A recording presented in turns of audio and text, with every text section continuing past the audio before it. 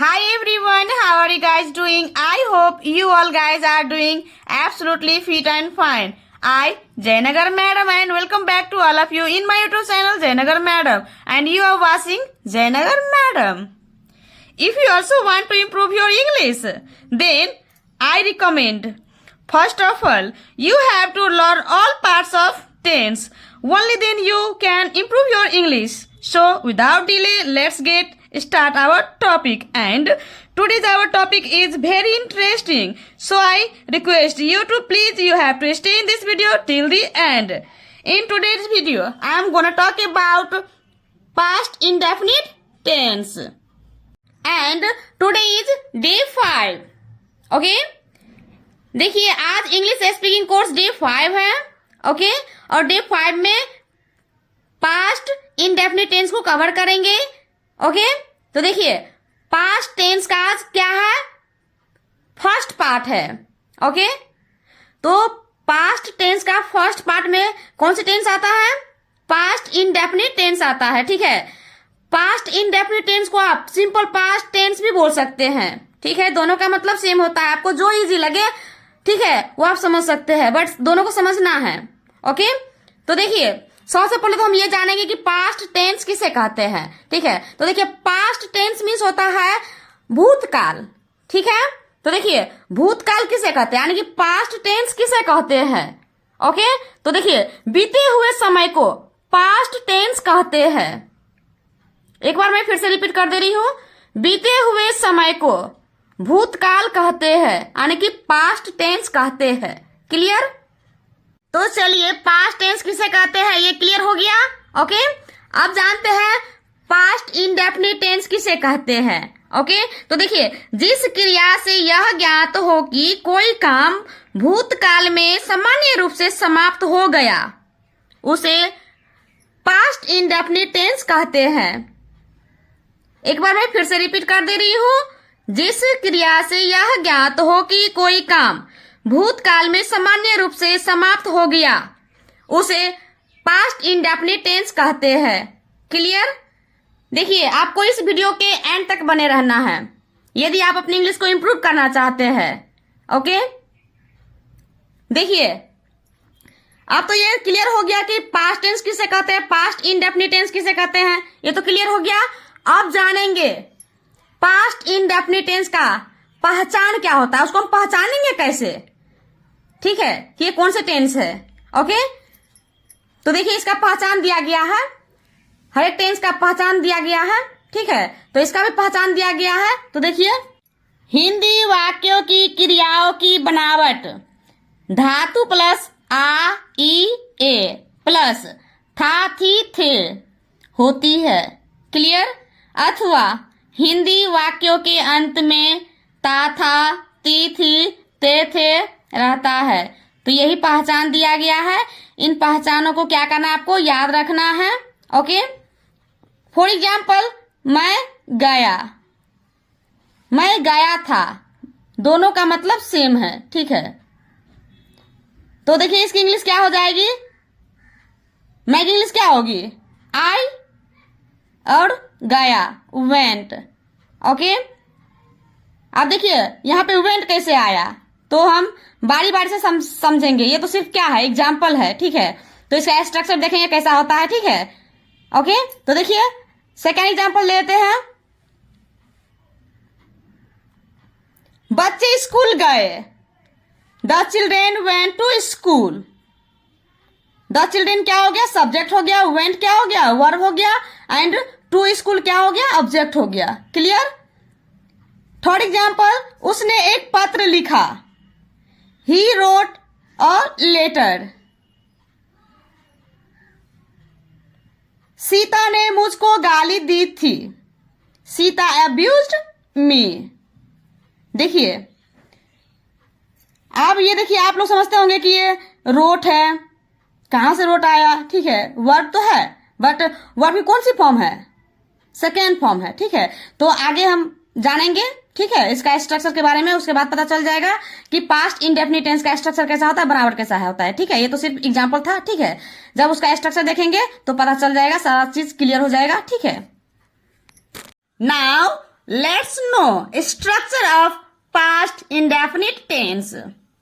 What is the structure of past indefinite tense? The structure is subject plus V2 plus object. V2 का मतलब होता है verb की second form. Verb के 5 रूप होते हैं। ओके, तो जिसमें कि देखिए पास्ट इंडेफिनिट टेंस में वर्ब की सेकेंड फॉर्म का ही यूज करना है। ओके, तो ये हो गया स्ट्रक्चर। आपको इस स्ट्रक्चर को याद रखना है। और इससे पहले मैं क्या समझाई थी? पास्ट इंडेफिनिट टेंस का पहचान। ठीक है, तो आपको पहचान और स्ट्रक्चर को हमेशा याद रखना है। उसके बाद ही आप टेंस को अच्छे से कवर कर सकते हैं, समझ सकते हैं। ओके, फॉर एग्जाम्पल, मैंने आम खाया, मैंने आम खाया था। दोनों का मतलब क्या है? सेम है। देखिए हिंदी वाक्य के अंत में क्या है? या। इसमें क्या है? या था। ठीक है, तो किसी किसी सेंटेंस में या रहेगा, या ई ये। ठीक है, या तो आ ई ए। ठीक है, और किसी किसी सेंटेंस में या ई ये, ठीक है, प्लस था थी थे रहेगा। ठीक है, तो दोनों का मतलब क्या रहेगा? सेम। तो देखिए इसका इंग्लिश क्या हो जाएगी? सबसे पहले क्या करना है? सब्जेक्ट लेना है। तो सब्जेक्ट इसमें क्या है? मैंने। तो मैंने की इंग्लिश क्या हो जाएगी? आई। तो आई क्या हो गया? सब्जेक्ट। उसके बाद वर्ब की सेकेंड फॉर्म। तो देखिए इसमें क्रिया क्या है? वर्ब क्या है? खाया। तो इट मीन्स क्या होता है? खाना। तो इट का वर्ब की सेकेंड फॉर्म में होता है एट। तो एट क्या हो गया? वर्ब हो गया। उसके बाद ऑब्जेक्ट। तो ऑब्जेक्ट क्या है? आम, a mango. I at a mango. मैंने आम खाया। या तो आप बोल सकते हैं मैंने आम खाया था। दोनों का मतलब क्या होगा? सेम होगा। ठीक है, सेकेंड एग्जाम्पल, राम ने मुझे एक कलम दी। तो देखिए इस सेंटेंस में सब्जेक्ट क्या है? राम ने। तो राम हो गया। उसके बाद वर्ब की सेकेंड फॉर्म देना है। क्रिया क्या है इसमें? दी। तो देना का इंग्लिश क्या होता है? गिव। तो गिव का सेकेंड फॉर्म में क्या होता है? गिव। ओके, उसके बाद ऑब्जेक्ट देना है। तो देखिए ऑब्जेक्ट क्या है इसमें? मुझे एक कलम। Okay, me a pen. क्या हो गया? ऑब्जेक्ट हो गया। Ram gave me a pen. Ram ने मुझे एक कलम दी। क्लियर? उसके बाद देखिए I we you they plural noun, he she it singular noun. ये सभी क्या है? सब्जेक्ट है। इन सभी सब्जेक्ट के साथ क्या करना है? वर्ब की सेकेंड फॉर्म का यूज करना है। ओके, तो आपको ये चीज तो पता ही है, पास्ट इंडेफिनिट टेंस का structure subject plus V2 plus object होता है। ठीक है, तो सब्जेक्ट कोई भी हो, ओके, सब्जेक्ट कोई भी हो, उन सभी सब्जेक्ट के साथ वर्ब की सेकेंड फॉर्म का ही यूज होगा। ओके, कौन से टेंस में? पास्ट इंडेफिनिट टेंस में। ओके, देखिए इसमें प्लूरल नाउन। प्लूरल नाउन का मतलब होता है एक से अधिक व्यक्तियों वस्तुओं के नाम को क्या बोलते हैं? प्लूरल नाउन बोलते हैं। क्लियर? एंड सिंगुलर नाउन का मतलब होता है किसी एक व्यक्ति या वस्तु के नाम को क्या बोलते हैं? सिंगुलर नाउन बोलते हैं। ओके, आई होप कि अभी तक मैं जितना समझाई हूँ वो अच्छे से समझ में आ गया होगा। यदि आप हमारे चैनल पे नए हैं तो प्लीज चैनल को सब्सक्राइब कर लीजिए और बगल में जो घंटी का निशान दिख रहा है प्लीज उससे भी क्लिक कर लीजिएगा, ताकि जब भी मैं न्यू वीडियो अपलोड करूंगी तो सबसे पहले नोटिफिकेशन आप तक पहुंचे। और मैं आपसे विनती करती हूँ कि प्लीज वीडियो के एंड तक बने रहिए, उसके बाद ही आप पास्ट इंडेफिनिट टेंस को अच्छे से समझ सकते हैं। जब तक आप टेंस को अच्छे से नहीं पढ़िएगा आप अपने इंग्लिश को इम्प्रूव नहीं कर सकते हैं। ये मैं 100% गारंटी के साथ बोल रही हूँ। ओके, इसलिए आप वीडियो के एंड तक बने रहिए, स्किप बिल्कुल नहीं करना है। ओके, तो चलिए अब जानते हैं सेंटेंस बनाना सीखेंगे। ठीक है, तो देखिए सबसे पहले तो हम अफर्मेटिव सेंटेंस सीखेंगे, ठीक है। अफर्मेटिव सेंटेंस में होता है सकारात्मक वाक्य, जिन वाक्य से हाँ का बोध हो, ठीक है, उसे सकारात्मक वाक्य बोलते हैं, यानी कि अफर्मेटिव सेंटेंस बोलते हैं। तो इसका स्ट्रक्चर होता है subject plus V2 plus object और लास्ट में full stop. Clear? For example, Ram मेरे पास आया, तो देखिए इसकी इंग्लिश क्या हो जाएगी, Ram came to me. Ram क्या है, सब्जेक्ट है, उसके बाद V2 का यूज करना है, कॉम का केम होता है, ओके, उसके बाद object to me. Clear? Second example, मैंने अपनी गाड़ी बेच दी, okay, I sold my car. I subject हो गया, सोल्ड क्या है, वर्ब की सेकेंड फॉर्म है, और माई कार क्या है, ऑब्जेक्ट है। क्लियर? थर्ड एग्जाम्पल, श्याम झूठ बोला था। आ था, देखिए ला आ क्यों उतारना है कि नहीं। क्लियर? तो देखिए सब्जेक्ट क्या है, श्याम, ठीक है, टोल्ड ए लाई क्या है, वर्ब है, ओके, श्याम झूठ बोला था, श्याम टोल्ड अ लाई। क्लियर? देखिए एक चीज और भी आपको याद रखना है कि पास्ट इंडेफिनिट टेंस में वर्ब की सेकेंड फॉर्म का ही यूज करना है, ओके। अब देखिए, चलिए अब निगेटिव सेंटेंस बना सकते हैं। तो देखिए निगेटिव सेंटेंस में क्या होता है, निगेटिव सेंटेंस में होता है नकारात्मक वाक्य, ठीक है। तो देखिए इसका स्ट्रक्चर क्या होता है, subject plus did plus not plus V1 plus subject, last में full stop, okay. Negative sentence में होता है नकारात्मक वाक्य, जिस वाक्य से ना का बोध हो, ओके। तो देखिए आपको, देखिए जब निगेटिव बनाते हैं तो क्या होता है, वर्ब की फर्स्ट फॉर्म आ जाती है, ठीक है, इस चीज को भी याद रखना है। तो देखिए इसका एग्जाम्पल, सीता ने पुस्तक नहीं खरीदी, तो सीता क्या हो गया, सब्जेक्ट, उसके बाद डीड का यूज करना है, उसके बाद नॉट का यूज करना है। क्लियर? उसके बाद वर्ब की first form by, okay, bye means क्या होता है, खरीदना, उसके बाद ऑब्जेक्ट क्या है, the book, Sita did not bye the book. यदि आप इसको शॉर्ट फॉर्म में बोलना चाहते हैं तो कैसे बोलेंगे, Sita didn't buy the book. Clear?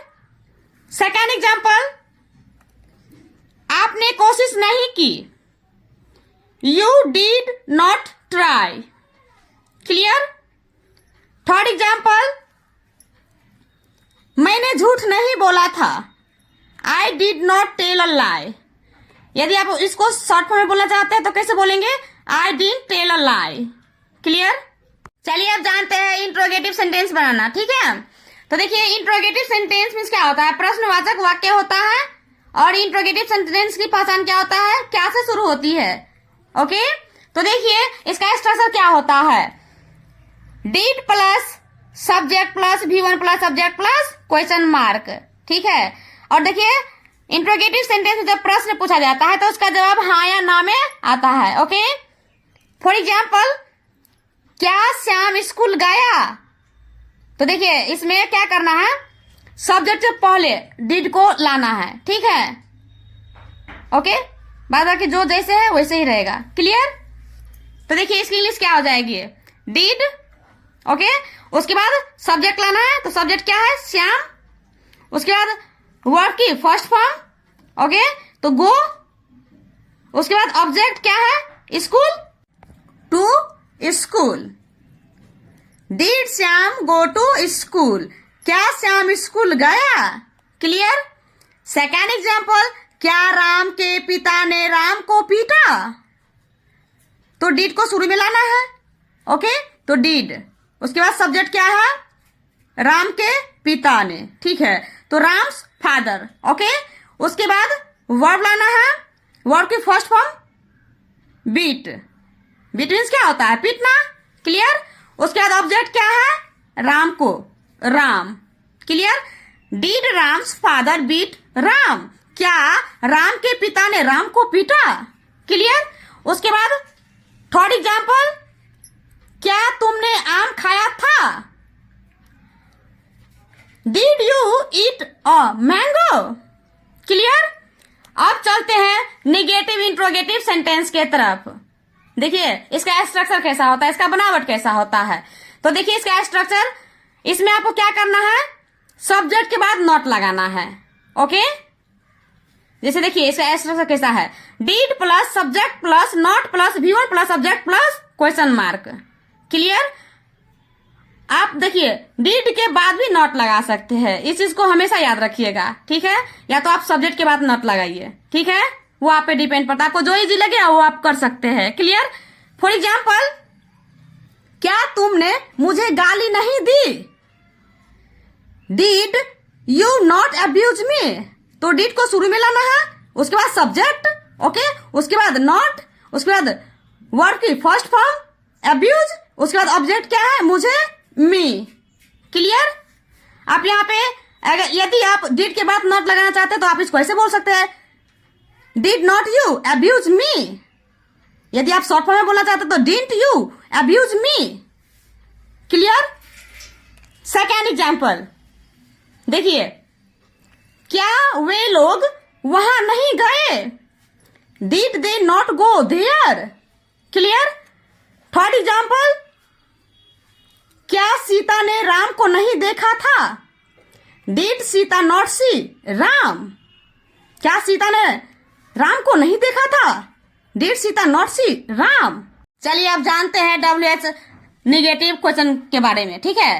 तो देखिए WH वर्ड क्वेश्चन का स्ट्रक्चर कैसा होता है, WH word plus did plus subject plus V1 plus subject plus question mark, ठीक है। सबसे पहले WH वर्ड देना है, फिर डीड देना है, फिर सब्जेक्ट, उसके बाद वर्ब की first form plus subject plus question mark. तो आपको स्ट्रक्चर को याद हमेशा रखना है, ठीक है। यदि आपको स्ट्रक्चर याद नहीं रहेगा तो आप सॉल्व नहीं कर सकते हैं, ओके। तो आपको स्ट्रक्चर को याद रखना है, ओके। फॉर एग्जाम्पल, आप लोग बाजार क्यों गए थे? तो सबसे पहले आपको WH वर्ड देना है पहले, तो यहाँ पे क्यों, क्यों की इंग्लिश क्या होती है, व्हाई, ओके। उसके बाद डिड देना है, क्लियर। उसके बाद सब्जेक्ट क्या है, आप लोग, तो यू। उसके बाद वर्ब की फर्स्ट फॉर्म क्या है, गो, ओके। उसके बाद क्या है, ऑब्जेक्ट क्या है, बाजार, to the market. Clear? Second example देखिए, तुमने क्या किया? What did you do? Okay. Third example, Shyam यहां कब आया था? When did Shyam come here? Okay. आपको एक चीज को हमेशा याद रखना है, जैसे ही आप पास्ट इनडेफिनिट टेंस को जब नेगेटिव सेंटेंस या तो इंट्रोगेटिव सेंटेंस बनाइएगा, या तो नेगेटिव इंट्रोगेटिव सेंटेंस बनाइएगा, या तो WH वर्ड क्वेश्चन बनाइएगा, या तो WH वर्ड नेगेटिव क्वेश्चन बनाइएगा, तब क्या होता है, वर्ड की फर्स्ट फॉर्म में आ जाती है, ठीक है, ओके। तो देखिए इस सेंटेंस में सबसे पहले WH वर्ड लाए हैं, कब की इंग्लिश क्या होती है, व्हेन। उसके बाद डिड, उसके बाद सब्जेक्ट क्या है, श्याम। उसके बाद वर्ब की फर्स्ट फॉर्म, ओके, कम। उसके बाद ऑब्जेक्ट क्या है, यहाँ हेयर।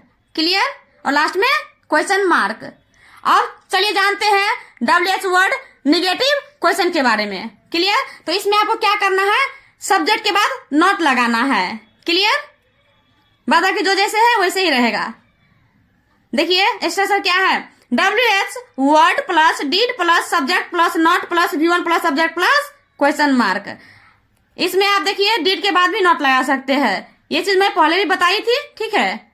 या तो आप सब्जेक्ट के बाद नॉट लगाइए, ठीक है। आप दोनों तरीका से कर सकते हैं, ठीक है। आपको जो इजी लगे वो कर सकते हैं। क्लियर? फॉर एग्जाम्पल, आप स्कूल क्यों नहीं गए? तो सबसे पहले इसमें WH वर्ड लेंगे, क्यों क्या है, WH वर्ड है तो क्यों की इंग्लिश क्या होती है, व्हाई। उसके बाद डिड, ओके। उसके बाद सब्जेक्ट क्या है, आप, यू। उसके बाद नॉट लगाना है, नॉट। उसके बाद वर्ड की फर्स्ट फॉर्म गो। क्लियर? उसके बाद ऑब्जेक्ट क्या है, स्कूल, टू स्कूल, ओके। तो देखिए why did you not go to school, आप स्कूल क्यों नहीं गए।